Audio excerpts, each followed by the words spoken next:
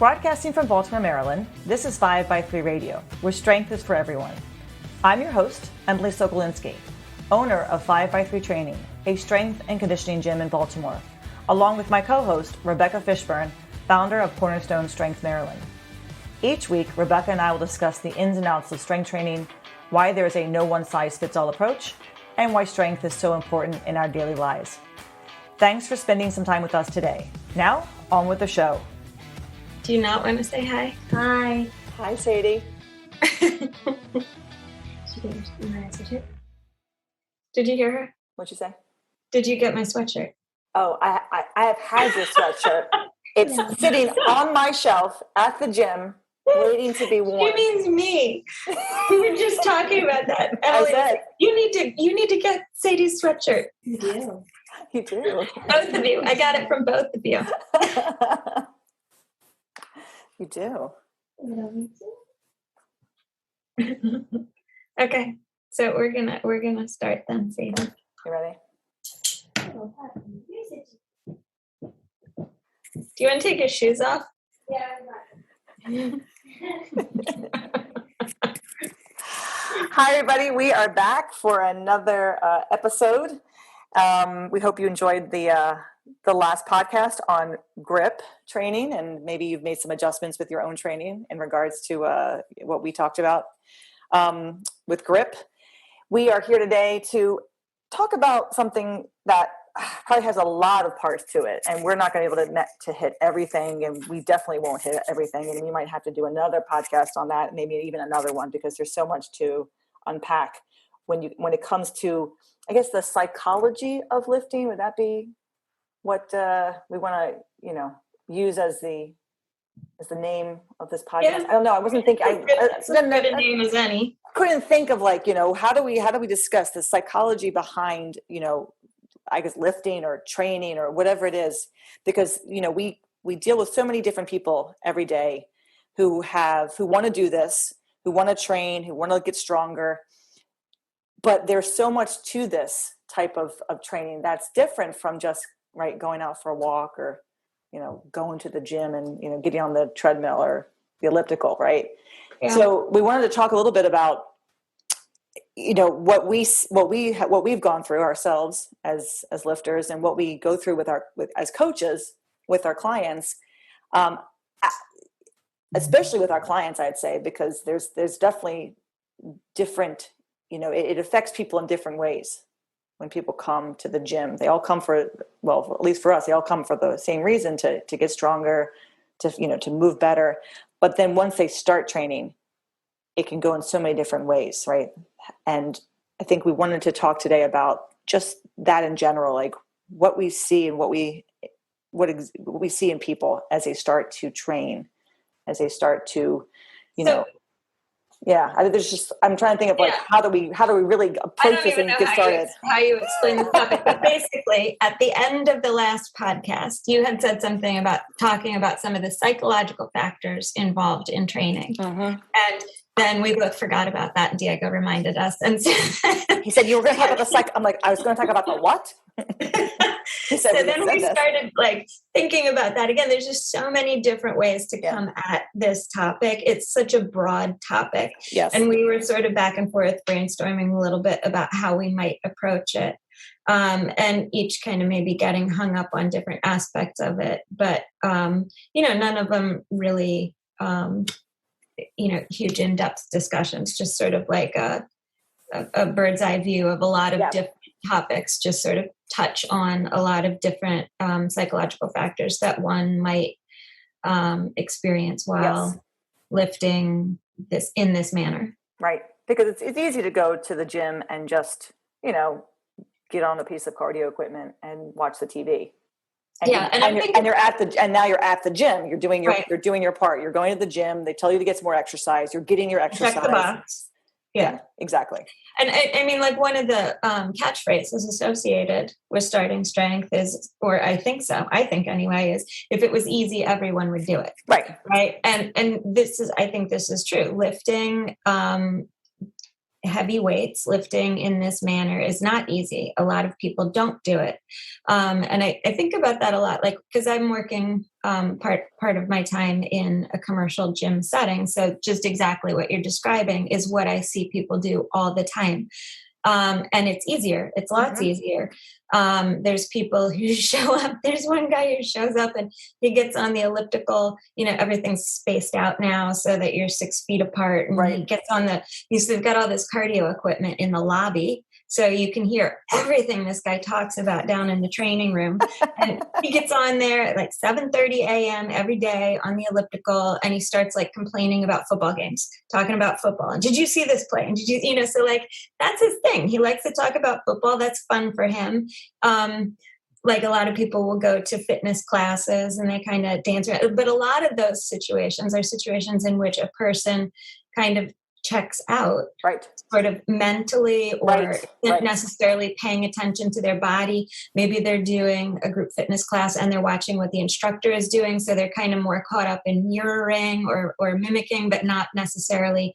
I mean, even in yoga classes, when they're telling the participants like to really kind of tune into their body, they're paying attention to the person next to them breathing too loud or whatever it is. But like, people show up at the gym, they get on the treadmill, they watch the TV. It's a way that people move without paying attention to their body. Like somebody entertain me so that I can just not pay. And this is so intentional and purposeful. Absolutely. And you're paying such close attention to how your body is moving through space with a heavy object. It's the exact opposite of what a lot of people go to the gym for. I want to go to the gym to tune out and forget about my body while I'm doing a thing that's supposed to be good for my body. Exactly. It's sort of ironic. Exactly. And it's interesting to have how many years like gone to a gym. I mean, I started going to the gym when I was 18, when I started college. And, I'd go, and we've talked about this. I'd go specifically to exercise, to sweat, to burn calories. Like that was the whole point of the gym at the time, was I need to go because I'm dancing and I need to make sure that I stay this size and I can't get heavy and I can't gain weight and I'm going to lose weight. And that was in my, in my late teens and early 20s. And then things started to shift and I found myself going to the gym to relieve stress. It definitely was a stress reliever. I'd go to the gym, I relieved stress, it felt good. I started teaching cycling, teaching spinning classes, and that was great. Here I am, I'm able to go to the gym, I get free membership. Oh, and I get to instruct too, and I like teaching. And I enjoy teaching. I mean, I've taught dance, I was teaching, elementary school. So there was that kind of instructional side to it, as well as getting the free membership and then getting a workout, right? Definitely shifted totally to the other side when I started strength training, when we found this program and started to really focus on, this is what it means to actually train. This is what it means to actually make a difference in your body and in your mind about your body. And the shift became, I have to go and I have to focus on every little thing I do, what weight goes on the bar, how I feel rep to rep, how I feel set to set. And is it, am I making the good changes? Do I feel okay? How's my mindset today? Can I attempt this weight? How heavy was that? I mean, it was a completely different way of approaching, the gym. And it's interesting to hear you talk about that because like while you're describing it, there's so many things that are going on in your brain, so many things that you're considering about how your training is going to go for that day. But what I hear from a lot of people who are starting out with, this sort of program or trying to adjust to this type of training, oh my God, it's so boring. Yes. You just want me to do the same thing every single time, which gets back to kind of like my point where what I see often in the gym is people who want to be entertained. Right. People who want to be distracted, not people who want to be made more keenly aware of their own bodies. I was told when I was a spin instructor, and you brought the word entertain a couple times, and I've always, I tell the story to people all the time. I went through a number of fitness directors when I was at this commercial gym, and we must have gone through maybe 8 or 9 in the span of 6 years that I was there. So we actually had fitness directors leave and within like even half a year period. I don't know what kind of job it was, though I entailed it, had such big turnover, but I'm sure it just, pays bad and, things, there's always management issues. But one of the fitness directors had us, when we were at a meeting one day, she told us that we were there to extertain. Is that a combination of exercise and entertain? Yes. You're not here to instruct, you're here to extertain. And I heard that word and I thought, they're adults. I'm not here to entertain them. I'm not a clown. I have no control. I'm hoping that when they come and take my spin class, they're actually getting something, worthwhile. Like, I put time and energy into my spin class. I put my mixes were always like, I had different mixes every single time. I had a whole class, it was a sprint day, it was a hill day, it was a combination day. It wasn't a fly by the night. I took my classes seriously. And I was hoping that the people who were coming to take my classes were taking it seriously. Some were, some weren't. But I'm not about to extertain people. I'm not going to shout out, good job. I'm not going to go give high fives to people. Like, these are adults, man. Like, if you need that to come to the gym, to get on a bike and pedal for 45 minutes. And that's interesting too. I'm sorry. The spin class or the indoor cycle class or whatever. I mean, there's different words for that. And the way I taught spin, it was like, you were paying attention to your pedal stroke and your body and all of that, like pretty similar to this kind of stuff. But there were always people coming in and they wanted to like, woohoo and like cheer and sing along and do whatever. No. The instructors I favored when I was taking class, and then the instructors I still favored, the ones I said nothing. They said nothing. They said just enough. They said, okay, it's a hill, or turn it up a notch, or take it down, or, they gave instructions. They gave cues. Mm-hmm. And you listen to those cues. Even still, it's like you think about spin. I mean, that's even more repetitive and boring. Oh my God. Like, at least you get to do multiple lifts when you're doing the starting strength, right? Like, you're going to do an upper body, a lower body, like you're going to do different things. So you have to sit there and cycle. So I think the people who enjoy it, who enjoy the training, are people who, I think that we always say this, people who like to work hard, have had to work hard in their lives to get to where they are. I think there's something about the people who do like this, who stick with it. They've worked hard in other areas, to get to where they are. That's something that they enjoy the process. And also people who see the bigger picture, they see the bigger picture, because it is boring. I used to ballet. Ballet is very boring. It's very repetitive, but guess what? It makes you a good dancer if you stick with it and you focus on it, and you understand that it provides you with that foundation for all. People come who want to get stronger and see that big picture are the ones who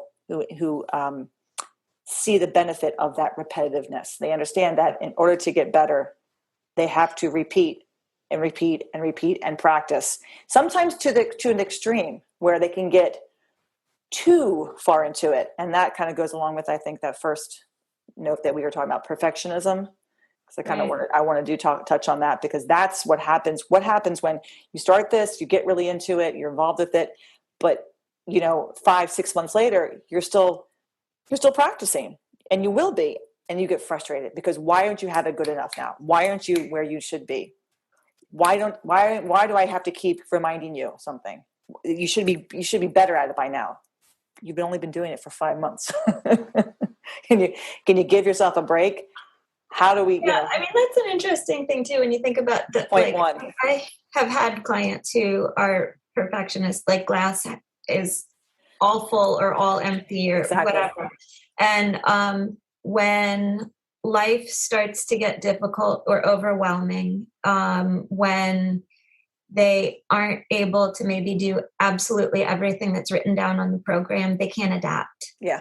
These are people who it's like, I'm supposed to do 3 lifts today, but I only have half an hour. So I'm going to do nothing, because I'm either going to do all of it or nothing. And some people you can kind of like help work them out of that all or nothing mindset.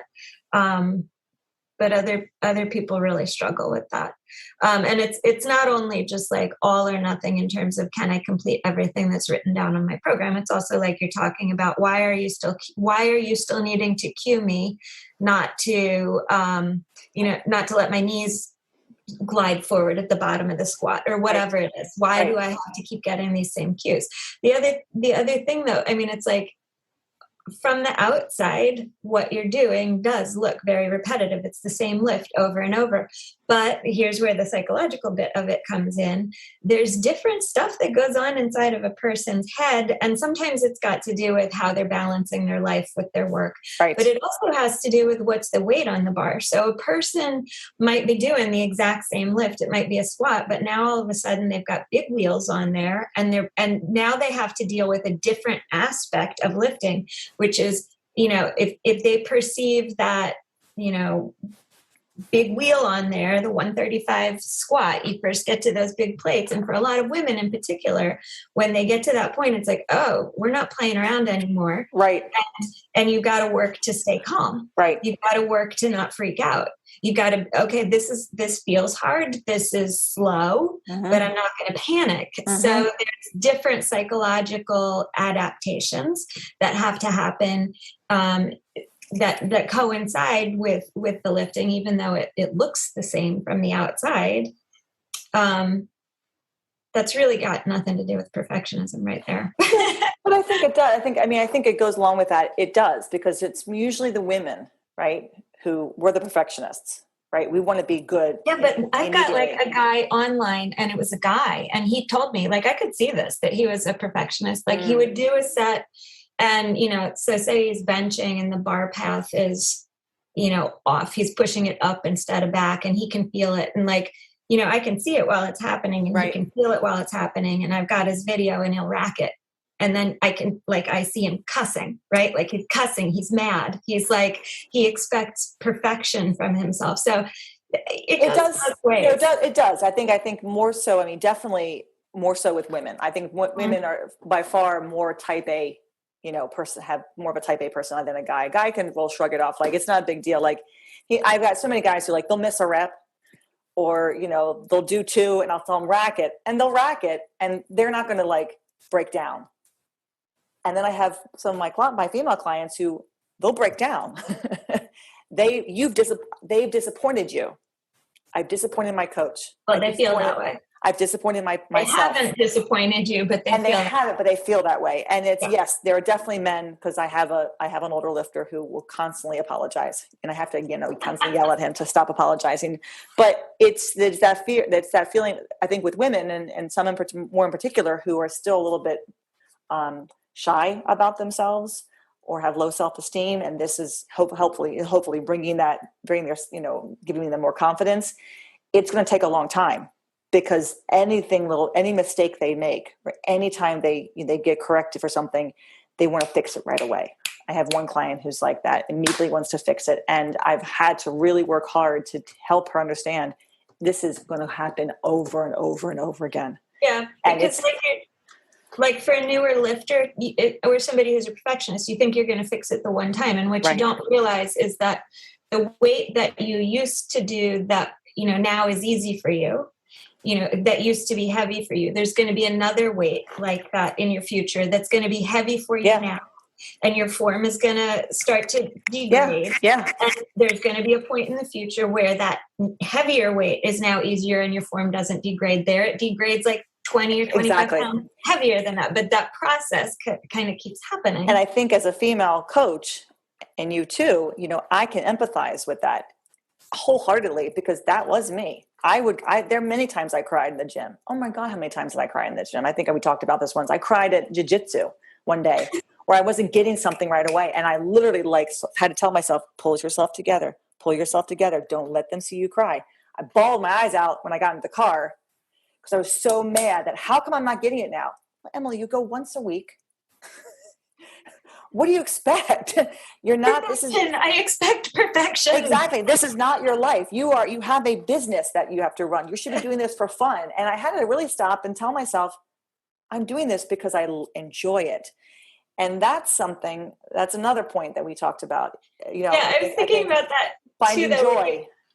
Yeah. That's part of it. Finding joy within this. So there's perfectionism, wanting to be good at this, and then getting so mad at yourself when you don't.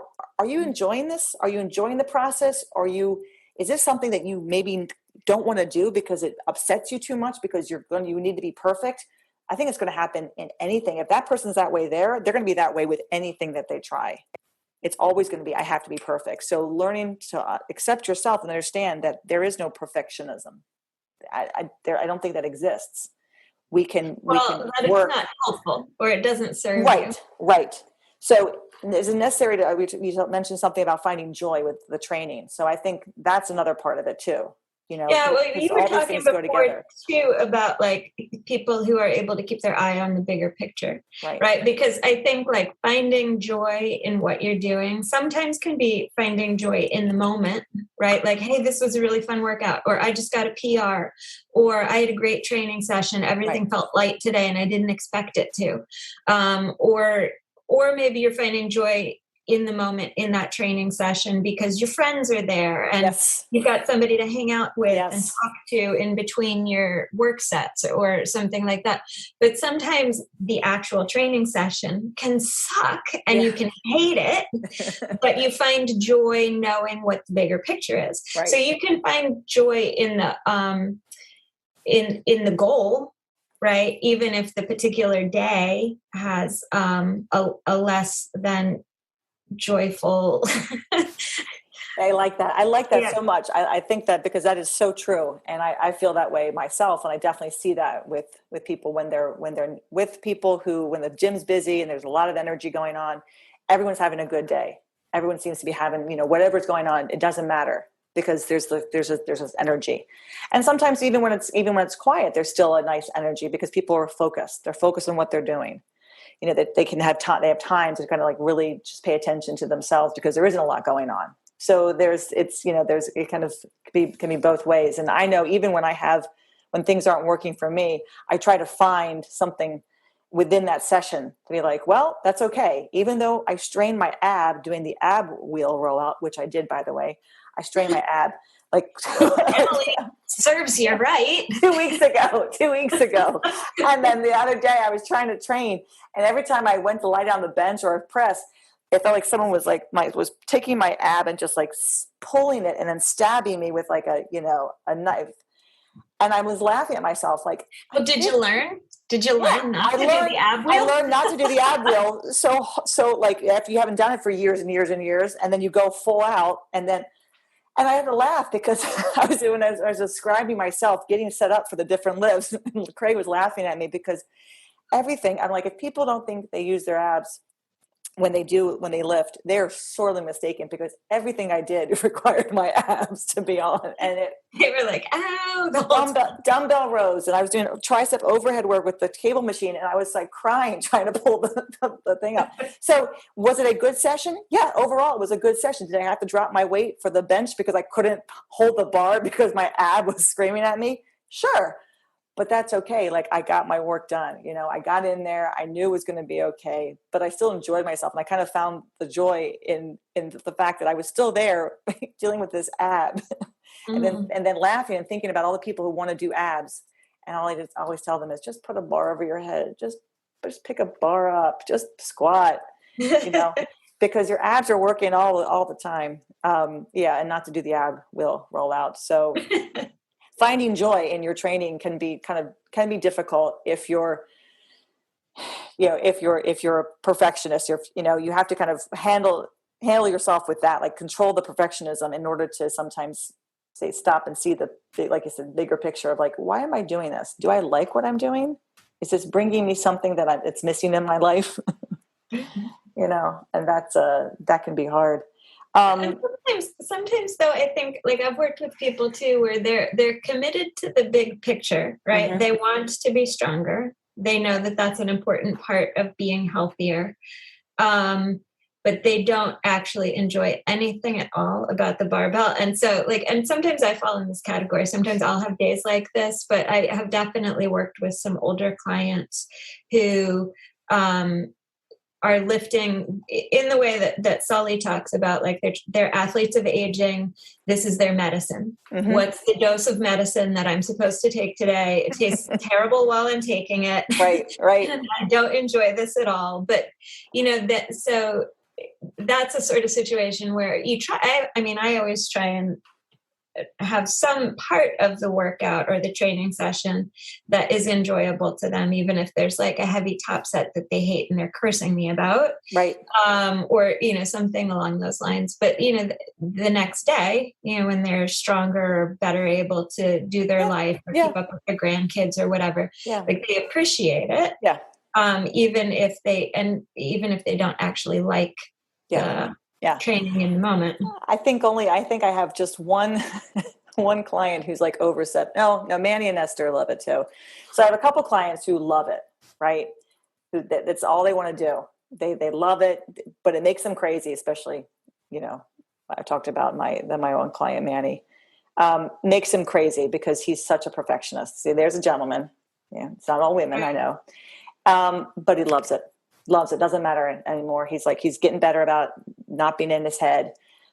My mother, and then I think Jay's mom. Even still, like working with family is tough. Jay's mom and they don't. I think they like it. They're okay with it. If it wasn't for me, and my mother will say this: if it wasn't for you, if it wasn't your gym, there's no way in hell I'd do this. That's how she puts it.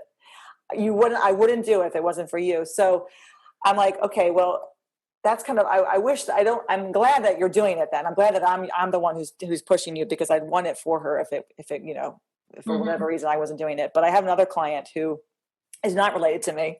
And he said the same thing to her. He goes, if it wasn't for Emily, I wouldn't do this. So it definitely, having a good coach, having, for an older lifter, for a master athlete, having a good coach, somebody that they trust, makes all the difference. And I don't really like this. I know it's good for me. Right. But this person is making it, on the sense, quote, easy for me to do it, even though it's hard. It's not like it's not lightweight. I push them just enough. I manage their training well enough that they work hard, but it doesn't, they don't feel the impact, let's say, of a younger lifter who's lifting really, really heavy, right? They also can't lift that much. So I can push them really hard and they just can't produce enough energy to really, strain themselves too much. But it's just good. It's just enough work, and it's just in the right amount of time that he is like, he comes and he trains. This is not the first thing he wants to do, but he knows it's good for him. He knows he feels better. And I think he likes the work enough. He kind of said to me, I can't believe, you make this fun. And we squat, we bench, we press, and we deadlift. I mean, we do everything, but somehow I make it fun. I make it, so you can do it. Wait, right. Did you just say you were extra-taining? Wasn't extra-taining. No. That's what I thought I was hearing. You're making it fun, Emily. I make it fun, but I do make it fun. I make it fun. I make it enjoyable. I mean, because I think if you're around the right people, and they all like him, they all know him, they want to see him. So when he comes, like I said, there's the energy, and I think he likes that. He's not just with me, and there's some days it's just the two of us. On the days that when I'm not open in the morning, I train him. But the days that he is there, there's a nice vibe. There's a good vibe. Yeah, but it's like like having a community or support for other people who are doing the same thing is a difference. It makes a big difference. That your whole psyche it's very different when there are other people there and you see who are doing the same, who are doing just what you're doing. Yeah, I've said this multiple times already, but just like since the lockdown, like what was that, 18 years ago now? Right. Like with the first one, and I got all of the equipment in my basement, and now I'm just like, that's my habit. It's so much faster. I should be coming up to 5x3, but it's just like so much faster. Sure, of course. Done by 10 in the morning or something like that, or 9 in the morning.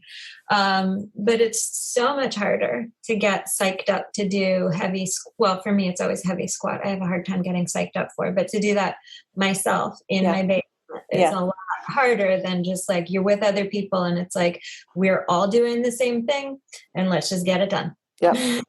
And then I'll do my squat and then I'll sit down and we'll talk and like, It's very different. Having that community can make a huge difference in somebody. I think that's why people do seek out a gym, right? And they do come. They want to learn this. They want to learn this in an environment because they need to be around people. They're not going to do this on their own. They're not going to do this at a commercial gym because at a commercial gym, you walk in, everybody's got headphones on. Everyone's in their own little world, unless they're taking group classes, and they don't necessarily want to do the group classes. But they need to find something where they're going to get what they're looking for. And even within the environment, the group environment, I mean, there's music playing, there are people coaching, but you can still kind of find your own self, right? You can get your rack and you can kind of immerse yourself in that space. So you can be there kind of alone or have your time in that rack while there's still other people around. Yeah, but see, that's why when you're in a commercial gym, you put the headphones in so you can find that your alone space. Yeah. Because otherwise you got the guy talking about the football games. Right. Really loud. Right. And people are doing that. I mean, but people, who are, they're talking after they've done their lift but even it's still like this kind of place where you can do your thing and then you can step aside and you can have a conversation with somebody. You can still engage with somebody. So there's that motivation of someone else is here and, I got to get my set. Okay. Yeah. I got to get mine done too. And then they split and they go away and they do their work and then they come back for a few minutes. And that's what I think that helps keep some people motivated, definitely, to continue to do this because there are other people who are doing it with them. Right. I think we talked about it. So stay motivated. How do you stay motivated? If you're not, let me backtrack. We talked about competitiveness and being non-competitive, right? Because actually, we didn't talk about that once we record. No. I mean, we talked about this like in our notes. Like we mentioned, right. We were thinking of like notes for the podcast. So we've done perfectionism, finding joy. For some people, there are some people who are competitive, and then there are many people who are not competitive. So motivation. How do you help someone stay motivated, or how do you stay motivated if maybe you after so many months you're like, okay, I got to go to the gym. Well, what am I doing there? What am I going there for? Am I going there to see people? Am I going there to, you start to kind of question maybe what is my purpose for continuing to do this? So what do you think? How do you stay motivated? Or how have you helped your clients stay motivated? Yeah, well, I mean, I guess, just the way the Starting Strength program is structured, when you initially begin and you're on a novice linear progression, like every time you show up at the gym, you have a new PR. It's very exciting, right? And I think even people who aren't like innately competitive kind of get into that. Like there's this, what can my body do that I had no idea right. It could do? Right. Or, the idea that they, that for women especially, I just picked my weight up off the floor. Like I can carry my own weight. I can, like finding out what some of the reaches of your own personal strength are, if that's an area that you haven't explored befar, can be really motivating initially. And then you get to late novice, and then you get to intermediate, and those PRs get spaced far apart. For people who've been lifting a long time, those PRs might be like months apart, a year apart. So yeah, that at some point may not be as motivating a factor for some people. Right. And there's a lot of people who are competitive to the, such that they're going to participate in a lot of meets or, strongman, strongwoman events, and that keeps them motivated. They've got a goal. My husband's really a lot that way. To get him to do any sort of exercise, he needs to have a goal. Sure. So, typically for him in the past, it has been like, I'm going to sign up for this race. Running's an easy thing to do. You just put your sneakers on, you can do it anywhere. Right. You don't need the equipment. You don't need as much time or attention to what you're doing. And, but a lot of people stay motivated if they have a goal in mind. But if somebody's not especially competitive, doesn't want to, doesn't have any dream of ever being up on a platform, like that's scares the bejesus out of them, Mm-hmm. then it's like you got to find another way to stay motivated or keep your eye on the bigger picture and keep on keeping on.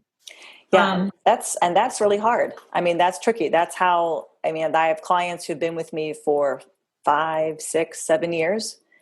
And then I have clients who will stay with me for a year, or 7 months or 5 months, and maybe it's because, I mean, everybody's different. Everybody kind of comes in perhaps with the same goal, quote unquote, I want to be stronger.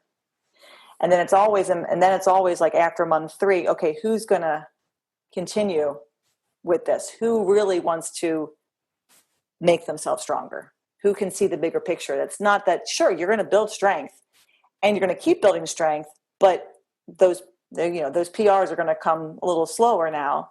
Now it's becoming even more repetitive. Now you're lifting almost sometimes the same weight for a couple weeks in a row, right? Programs changed. We've added a few things, but how do you help someone see really the big picture down the road of like, this is what you're going to do for the rest of your life, and why this is important to you, why this is something that you want to consider doing. And that's when I throw in the whole, your bones are getting stronger, your muscles are getting stronger, your tendons, you're going to age better, you're not going to injure yourself as much, you're going to be able to do more for yourself, be more active as we get old. I mean, I think I start to see that big picture of when I'm 80, I want to be able to do X. So that you're like, that's not that sexy though. yeah. But how old are you now? You're younger than I am, but I'll be 47 next month. Thank you. Yeah. So, but I mean, like once you get like maybe into your 40s or 50s or, whatever, and definitely like, seniors are thinking about that, aging with strength. Right. That's definitely a big motivator, a big concern. That's a lot harder sell for somebody who's in their 20s. Right? True. When you're in your 20s, you're pretty much immortal, I think. Right. So like, I don't need to think about when I'm 80 because I'm 20 now, forever 20, right. But it's forever 21. Right. That's hard. That's why it's like the motivation. And I think about that a lot with my newer clients. So like for somebody who's that age range and doesn't fall into the category of someone who is competitive, and wants to kind of continually work hard and get PRs, like they just kind of want to do, like. I think that's where sometimes a little change in the program can go a long way. I mean, and that's what we do. I mean, we've even revamped the novice program. We don't do a 3-day, we do it over a 4-day split. Person can train twice a week, 3 times a week, but their program it's 4 days. It's a 4-day program, not a 3-day program. Even if they're training 3 days, they have a day 1, day 2, day 3, day 4. So we've taken the program and we've made it's a little more varied. You're still hitting all the lifts. You're still doing a novice progression, but you have a lot more upper body work in there. The way that we've designed it, the way that we've worked it out. That right then and there keeps people actually attentive, and it looks so much more appealing than the AB split, right? And then once they finish with that, then we turn them into the intermediate program, a late novice intermediate program that we have. And that kind of has the same rhythm that they've been doing. It has the same amount of upper body work, but now it's like they're set days. That's all new too. So there's a way to kind of keep someone motivated by just adjusting the way that their program is running, the order of the lifts, or, light day, heavy day, or throwing in some push-ups or starting to do chin-ups or rows, something that's going to like keep them like, I'm really training. I've got these lifts down. I'm moving into, oh, this is new. Oh, this is something different. Oh, this is new. So and it's good for them too. It's not just, throwing them something that's really just like whatever. It's something that's going to only make them better. And so I think, so you're talking about a little more variety into the program. Yeah. While keep the same, keep the same skeleton, the same skeleton, everything. Yes.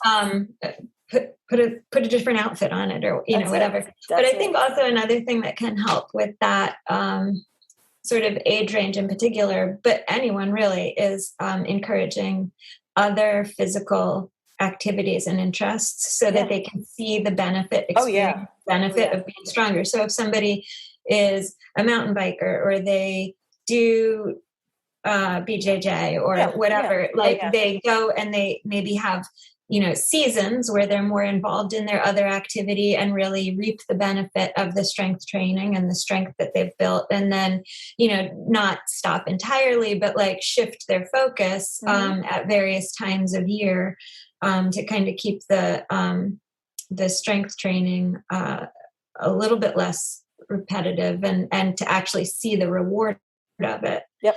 A lot of the older clients really feel that in their everyday life because they don't get worn out. They have more energy to do the things, activities of daily living. And people who are younger maybe don't feel that quite as much. But if, they're participating and they're playing on the county rec soccer team and they can, perform better because they are stronger, then that's incentive as well. Yeah, no, I think, and we do have that. Many of my younger clients do have outside activities, and they definitely can see, the difference. I mean, it's, I have, people tell me that, I can shame people very, very quickly into continuing to do something. I had one of my clients injured herself playing on the field in a sport, and emailed me and said she injured her knee and she's going to have to cancel her membership. And I said, no. I said, you have another good leg and two good arms. I reject your cancellation. So I don't see why you would cancel your membership if you can't. I said, can you go to work? Can you drive? Can you walk? Of course. Well, then you can come in and you can train.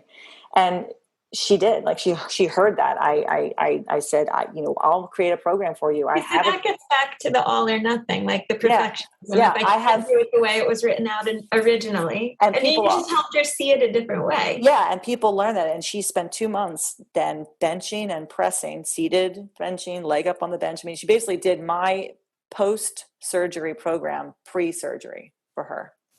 Mm-hmm. She went into her surgery and she was back in the gym 5 days later. And she said, I went into my surgery so much stronger and came out of it, and I'm going to heal. And she's recovering faster, and mm-hmm. she hasn't missed any sessions, and she's looking great. And she's basically benching almost where she was with both legs. And she's got both feet on the floor now. She can bend her leg now, but that's right there. It's like, no, I can keep people motivated because you've got to be in dire straits for me to tell you don't come to the gym, but it's an encouraging thing too. It's not someone saying, oh yeah, I'm sorry. It's more like, oh yeah, that sucks. Well, by the way, this is what we can do. Here's what I can do for you. I had a client who a couple months into his training had I call it the recycling injury. He was taking his recycling out and he twisted his ankle. And he emailed me and said, Emily, this is what happened. What do I do? I said, come in. And we can bench, come in and we can do seated presses, and come in and we can, and he came in and he kept training. And, after ankle, got better, we started squatting again and he was fine. So he learned very quickly early on in his training with us that there is always something that you can do. And I think that's helping people stay motivated because something's going to hurt every now and then. Something's going to come up. How do I get to the gym? How do I keep my program going? How do I stay engaged? Well, that's up to the coach to figure out exactly what to say, how to modify the program, how to modify that, so maybe they can't get in for the hour and a half. They only have a 45-minute block of time. Okay, I can help you with that. That's you who have to keep that person kind of sometimes motivated, right? By encouraging them to look, I can take your program from 3 days to 2 days. I can take your program from an hour and a half to 45 minutes. Right. Kelly is training for the Stronger Together meet. She's got an hour and 15 minutes because she's got the baby at home now. That's all she has. So I had to take her program 3 days a week and really pare it down. And her weights are not that heavy still for her. And she's got an hour and 15 minutes and she finished today. And I said, how is that? She goes, it's perfect. And that's how you can kind of keep somebody motivated too. Just by, hopefully they'll come to you and say, look, this is my situation. I need help. You're going to go, oh, sorry. Sucks to be you. Program called for 3 days, 2 hours a day. You're going to lose them as a client. But that's, you have to kind of, I feel like for the clients, I have to catch them early on when I start to see something starting to, fizzle. Maybe they're not coming in every week like they used to. Something's going on. How do we get them back on that horse and show them the bigger picture, again.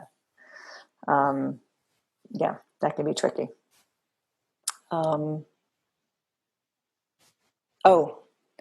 So that leads me to something we can probably end with this. I don't want to end on a sour note, though. We might have to think of something else to end on a better note. But it's we talked about, you and I before the podcast with our notes about if you're having an off day or if you are depressed. So those who really enjoy this, right? They do enjoy this, but they have stressors in their life that sometimes can put a damper on the enjoyment they get from this type of training. What are your thoughts about that for people that you mean? I don't know if you've worked with anybody like that. I have.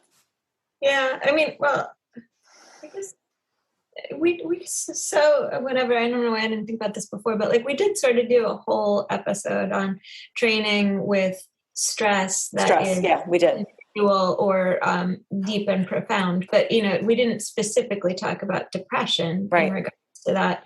But yeah, I mean, I have a client who has like clinical depression, and certain times of year are harder than other times of year for her. She's on medication, and like sometimes even just being awake is hard for her. Like if she works or she's got kids, and when they have busy weekends, like it takes her days to recover.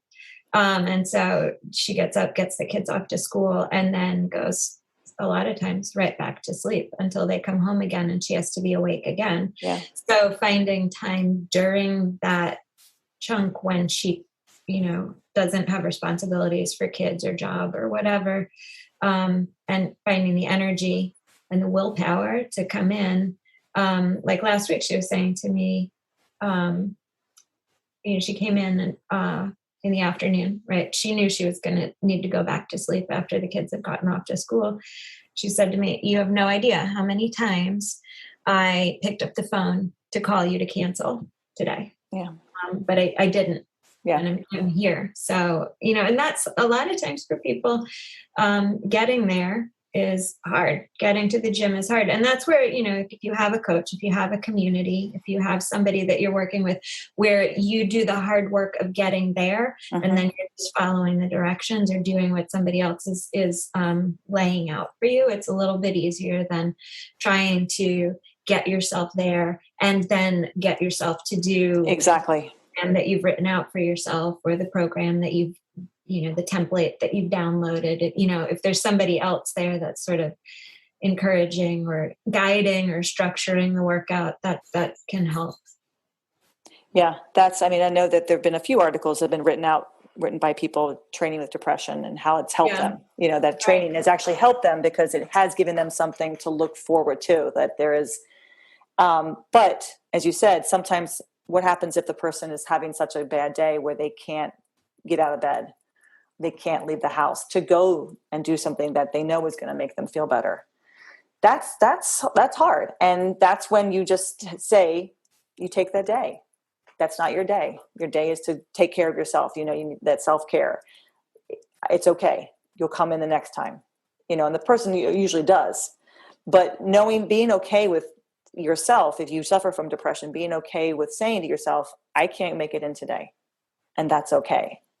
And my coach understands, the community understands, people will understand. I have a client like that.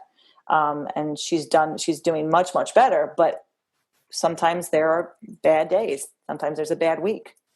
And she'll text me and she says, I just can't, I'm having a bad week. I'm having a bad couple of days. I'm like, I'll see you when I see you. I'll see you when you can get in. And the time, she gets in, the session's great. She doesn't worry about missing. She doesn't worry about, I'm not doing the program. She doesn't worry about, it's just when she's able to get in, she gets in. And knowing that there's no punishment for that, she's not weak. I think that's a big part of it, is that someone's weak if they can't make it in, because, you should just be able to snap out of it. That's not that easy. We've talked about that in the past. So that's psychology, that lifting motivation may be very difficult if you're not, if you really have that other side of you that's kind of pulling you to say, you know what, I need to take care of myself here, and I'm not going to do very well if I'm outside the house. Not today. And it's a hard type of training. It's it's a lot easier, I think, like we said at the beginning, for many people to get motivated to just go do something that is easy or relaxing. Absolutely. or whatever, like go out and go for a walk. And if somebody is suffering from depression, maybe going out and going for a walk and getting some sunshine is actually going to be a good choice some days, instead of being in a basement gym. That's right. You got to sort of find a balance and figure out what you can do within your limits. Yeah. Yeah. And I know that there are quite a few coaches who've been very open about their struggles with depression. Nicole Rutherford has been very open about her struggles. And there are days when she cannot leave her bed, and it's something she's been dealing with. And I like that she's very open about it, because I think some people think that everybody has it all together. We all have it all together all the time. Those of us who coach or lift, or not really. There are plenty of days. No, not really. I'm very happy that I have, I found a way to work on, and I know she works on it too, to work on my anxiety and to work on myself, and drugs can help. So that is part of it. You mean prescribed drugs, medication? Prescribed drugs, not drugs. You got to be careful how you say that. Drugs. No cocaine. No, prescribed drugs can help. Prescription drugs, and because sometimes you just need something extra. I mean, I always say that the work in the gym for me is very medicinal, right? It's a prescription for me. It helps me. It's my therapy. It really is. But for some people, it can be anxiety driven. Exactly. Yeah. Exactly. I mean, I've been there, and it's like you're saying, like you can work on it. Like some people would call it maybe like meat jitters or something that I got. But I got myself so worked up, like into this like perfectionist mindset. So worked up about my deadlift before one of the meets. But the bar just stopped coming off the ground. Yep. Warm up weights stopped coming up off the ground. Yep. So it's a very interesting kind of training, and you learn a lot about yourself when you're doing it, and you learn a lot of or hopefully what a person does also is learns a lot of skills that can help make them mentally or psychologically stronger, as well as physically stronger. Because a lot of what happens is facing your fears. Yeah. Sometimes, like we're talking about before, you put the big wheels on the bar for the first time, there's a fear or anxiety. Like, I don't know if I can handle this. I don't know if I can do this. Some people don't feel that way, right? Like I always sort of laugh about it makes me laugh, like the music that people listen to when they're lifting, because I'm a person who gets anxious, and the music I tend to like to listen to, even when I'm lifting heavy, is more like, bubblegum pop, right? Like, I am not one of the people with angry lifting music going on in the background. I think people who naturally gravitate towards the angry lifting music and maybe are naturally more competitive, like a lot of this stuff might sound like, I don't know, a foreign language or just a completely unrelatable experience. But the intentionality and the expectation that a person can put on themselves, because it's a program after all. I followed the program. Why can't I do this now? I ought to be able to do this now. Why aren't I functioning like a machine? Right. It can be disorienting sometimes if you get caught in the wrong mindset, or you have to adjust your mindset. You really do learn a lot about your mental Yeah. That's why I said at the beginning, there's so much under this umbrella, because I mean, we haven't touched on nearly other aspects of this, but I want to end with, I think I talked about this at the end of the last podcast, my client who totally destroyed himself in 3 days when I was gone on vacation because he didn't follow my program. You did sort of mention this. He didn't follow my program.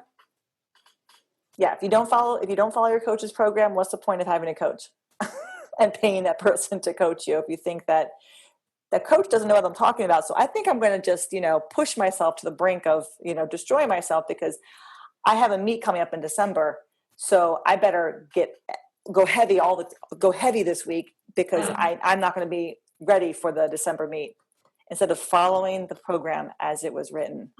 Like, it's October. It's early October. This is September. This is September. I went away in September. Remember, I went away a month. You should be doing your heavy top, your meat weight then. It was the tongue lashing that I gave was awesome. But it was a good lesson. And he has said to me over and over again, I thank you for teaching me this lesson, that I got so caught up in numbers, and I got so caught up in, I've got to beat my own weight, and I've got to go to this meet showing myself better than, and I put myself months behind. I mean, literally weeks behind. And now that he's got a little tweak in his elbow, he's got, that's been, we used the camber bar today to squat. It has, I think it has mellowed him out, that he understands now why he does what he does here. He sees the bigger picture. He saw the bigger picture, but I think he still had that idea of like, I'm older, I'm getting older, I need to go do as much as I can now. And I think actually that was part of it, that he was turning. Glory days, catch up. Yeah, he was getting another. He was another year older. His birthday was coming up, and he doesn't. He's thinking about, well, what happens when? I'm thinking, don't worry about what happens when. Just think about what's happening now. You're beyond any 73-year-old that I know with what you're doing, and you've been training for a year. So you were 72 when you started this. I mean, it was a good thing that had happened to him, that he broke protocol, that he broke from the program. I'm not happy that, that did happen, because it kind of set him back, but it was a good lesson in, why are you doing this? You need to put your perfectionism to the side. You need to put your ego to the side. You need to put the fact that, that their numbers at all online that you can find of older people in your weight class doing X, Y, or Z, and think about why you do this in the first place. Like, what is the reason that you do this? Yeah, that's interesting, because you're talking about following the program. And like, we've had actually a couple conversations about situations where a person should not follow the program. The program says this, but my life stressors are these things, or I haven't slept, or whatever. Therefore, I'm making a different call than on the program, because that's what's right for me today. But you're talking about somebody who's pushing the program the other direction. Yes. And what people often forget is that the reason why people will get injured is not because they're lifting something heavy. It's because they've done too much too soon or too fast. And so you're describing a situation where a person was trying to progress their program too much too soon, too fast. And we've been doing how many months and weeks were we training this way? Why would you think that altering and going heavy every day would be the right thing to do? It's like, the cat's away, the mice will play. Well, that's what happened. The cat went away and the mouse got out of control, and like, I don't know, went down to, went off to Vegas and gambled. And I mean, it's like, and his wife was like, I'm the opposite. I like do less. Like, less is better. Emily's away, I'm not going to do nearly what she told me to do. I'm going to do as little as possible. Where he was like the opposite end, is like, I'm going to do everything I can. I'm going to do all the things. I'm going to do all the things. The only reason I found out was because I called my father, and I was like, how was your morning? He goes, oh, so-and-so was here for like 4 hours. I'm like, 4 hours? What the hell was he doing there for 4 hours? He's deadlifting, he was squatting. I'm like, it's Wednesday. He's only supposed to bench and press. I mean, we're talking like veered off the railroad track and got run over by a train, and then went off. I'm going to do 2 weeks of training during this 1 week while Emily's gone. 3 days. He laughs about it now, and I laugh about it, but but it was like I said, it was a very good lesson. I think he's not the first person to have learned this lesson with, I've learned a lesson too about less is more, right? Less is more. That took me a long time, right? My program right now, I'm training for the Stronger Together meet. And Diego, I have kind of a mission. Are you participating? I am. I'm training with Jen, with Craig's client. I didn't know this. Yeah, Jen is benching and deadlifting, and I'm squatting and pressing. So I decided to do it. So I have a program, and man, my workouts are an hour because I have to do less. Less is more. Diego's like, you're not training for a bodybuilding competition. You need to take out this and this and this. You need to focus on the big picture. You're squatting, you're pressing. If you tire yourself out, and you know what? He's right. So it's this is good for me to have a program that I have to be very mindful of to do less.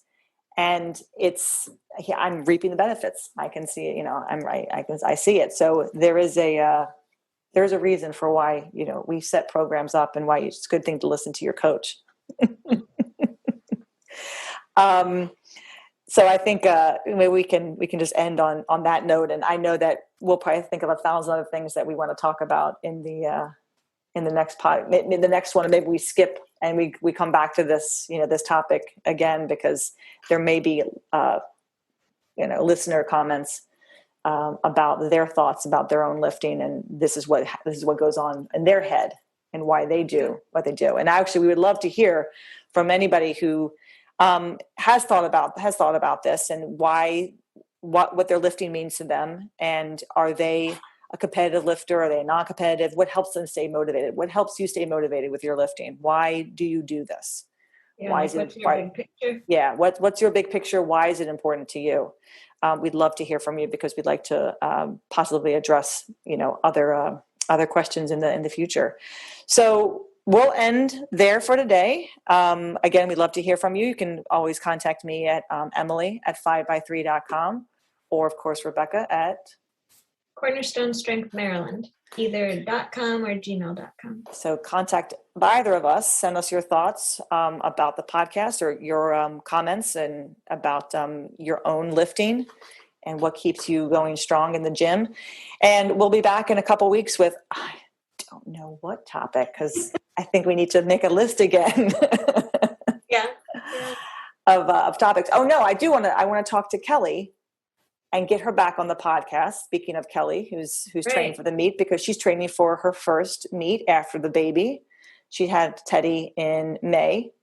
Oh, so cute. So she wasn't quite ready for Strong Woman, but she decided that she wanted to do Stronger Together. So she's doing that with Lori. So she's training for that. So I'd love to have her back on the podcast.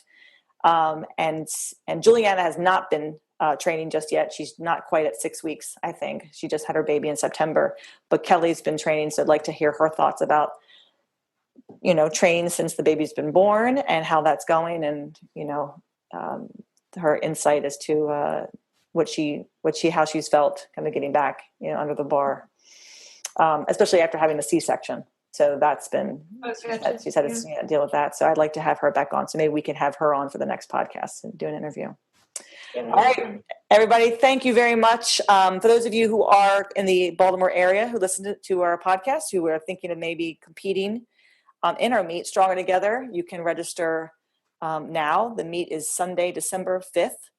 And you can go to my website. There's a blog post there on Stronger Together.